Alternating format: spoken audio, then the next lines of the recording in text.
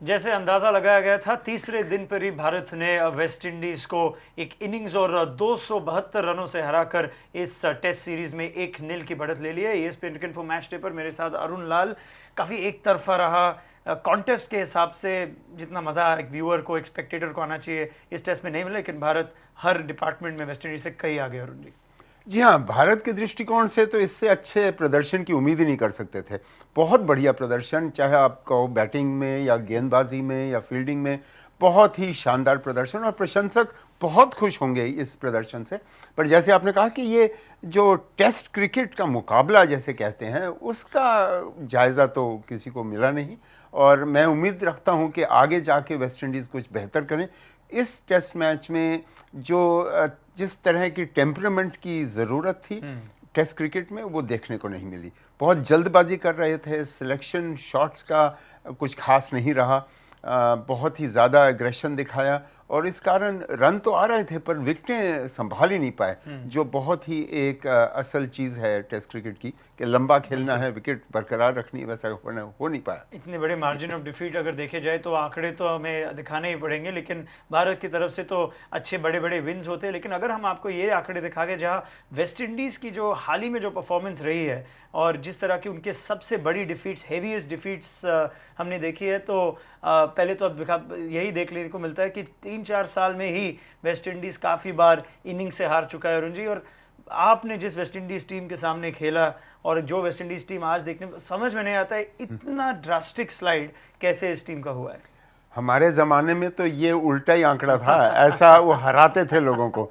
क्या बड़े बड़े नाम थे वेस्ट इंडीज़ क्रिकेट के, और समझ ही नहीं आई कि ये स्लाइड जो हुई, ये गिरावट जो आई है उनके प्रदर्शन में, इतनी जल्द कैसे आ गई, और फिर सुधरने का कुछ खास नाम ही नहीं ले रही। बीच बीच में हमें बड़े बड़े क्रिकेटर ज़रूर दिखे हैं, पर उनके क्रिकेट में भी कुछ मसले ऐसे हैं जो वो सुधार नहीं पाए हैं। न केवल क्रिकेट की क्वालिटी, पर आपसी एडमिनिस्ट्रेशन और प्लेयर्स के बीच में भी काफ़ी प्रॉब्लम्स रही हैं, तो उस कारण कुछ खास बन नहीं पाया। और अब मैं देख रहा हूँ युवा टीम है, तो अब ऐसी उम्मीद रख सकते हैं कि थोड़ा सा तजुर्बा हासिल करने के बाद ये शायद आगे बेहतर हो जाएं, पर फिलहाल उनको बहुत जल्द अपने आप को संभालना होगा इस सीरीज़ में, और आगे बेहतर करना होगा। दुखद की बात है, क्योंकि वेस्ट इंडीज, भले आप कौन सी भी टीम के फ़ैन क्यों ना हो, वेस्ट इंडीज़ टीम तो इनका इतिहास ही इतना बढ़िया कि आप चाहेंगे कि वेस्ट इंडीज़ थोड़ा और कंपटीशन तो दिखाई दे।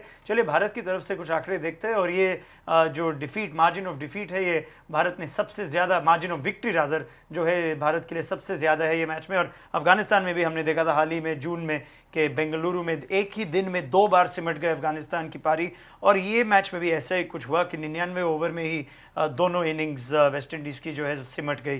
भारत की तरफ से अगर देखें तो ऐसा था कि इंडिविजुअल परफॉर्मेंसेस देखा जाए, ओपनिंग स्पॉट के लिए एक पोजीशन था जो शायद पृथ्वी शॉ ने अभी अपने कब्जे में कर लिया है। जडेजा की वो बैटिंग काफ़ी अच्छी रही है इस टेस्ट में, कुलदीप यादव की बॉलिंग अच्छी रही, तो इंडिविजुअली ऑस्ट्रेलिया के पहले कुछ बॉक्सेस टिक नज़र आ रहे हैं। अरुण जी, जी हाँ, ये काफ़ी बेहतर प्रदर्शन रहा है, क्योंकि बड़ा टूर जैसे आपने कहा कि ऑस्ट्रेलिया का आगे है, और उसके लिए तैयारी में ओपनिंग स्लॉट में इंग्लैंड के बाद कुछ तकलीफ़ें दिख रही थी, और लगातार शिखर धवन इतने उच्च कोटि के खिलाड़ी, पर फिर भी ओपनिंग स्लॉट को अपना बना नहीं पाए, खास तौर पे विदेशी दौरों पर पृथ्वी शॉ युवा खिलाड़ी आके इस तरह का प्रदर्शन, इससे अच्छा कुछ हो ही नहीं सकता था। शुरुआत अगर ऐसी हो जाए तो आगे जाके मजबूती प्रदान करती है मानसिक तौर पे भी टीम के लिए, तो ये बेहतर रहा है। और ये माफ़ कीजिएगा, जाडेजा, राजेंद्र जाडेजा का खेलना और इतना अच्छा परफॉर्मेंस देना, वो भी बहुत ही शुभ संकेत है भारतीय क्रिकेट के लिए। Don't forget to like, share, subscribe and leave your comments in the comment section below. Click on the bell icon for notifications.